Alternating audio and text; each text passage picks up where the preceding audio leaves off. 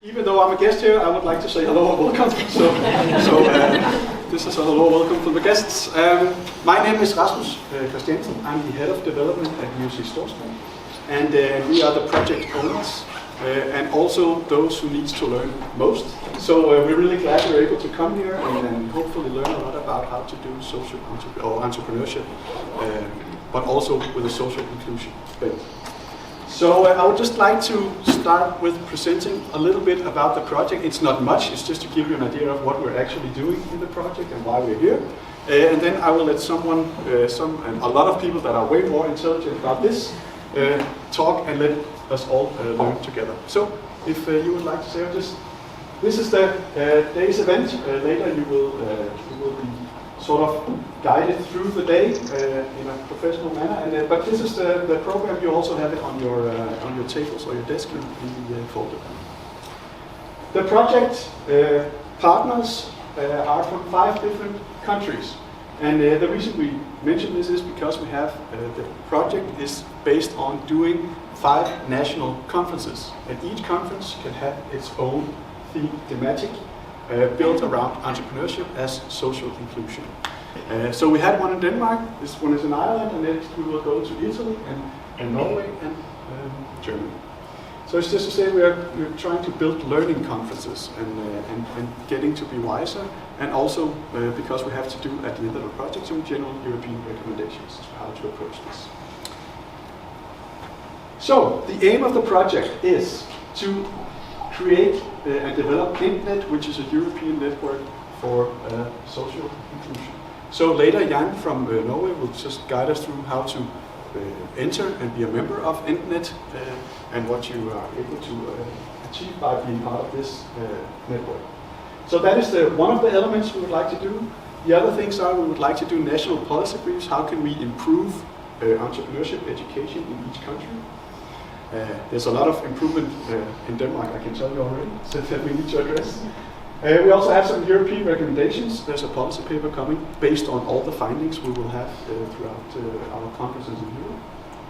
And we have, as part of this, we are building capacity building materials, and this is why we are recording everything today. And hopefully a lot of you will participate in short interviews and so on. If you get a little tap on your shoulder, hopefully you would like to be part of us building materials about social entrepreneurship. So these are the main things. The 5 national learning conferences. When we mention learning conferences, it is because we need to learn about this subject. We don't have any final answers. We are learning constantly. And that is why we've really been looking forward to come here to Ireland, because we know you know a lot about this and about this group that we don't know. What we do know is that in Denmark, what we found from the Danish conference and the work in Denmark is that the entrepreneurial support structures follow educational level. So if you're an academic, especially if you're an engineer, there's all the support systems you need.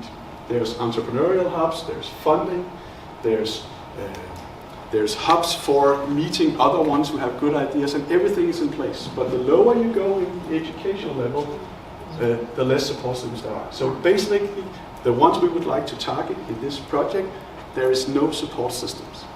So how do we do this? Hopefully we can learn a lot from you. And of course the rest of the partners in Europe. What we also found, and it was maybe just us being naive, but we found that entrepreneurship could also be social entrepreneurship.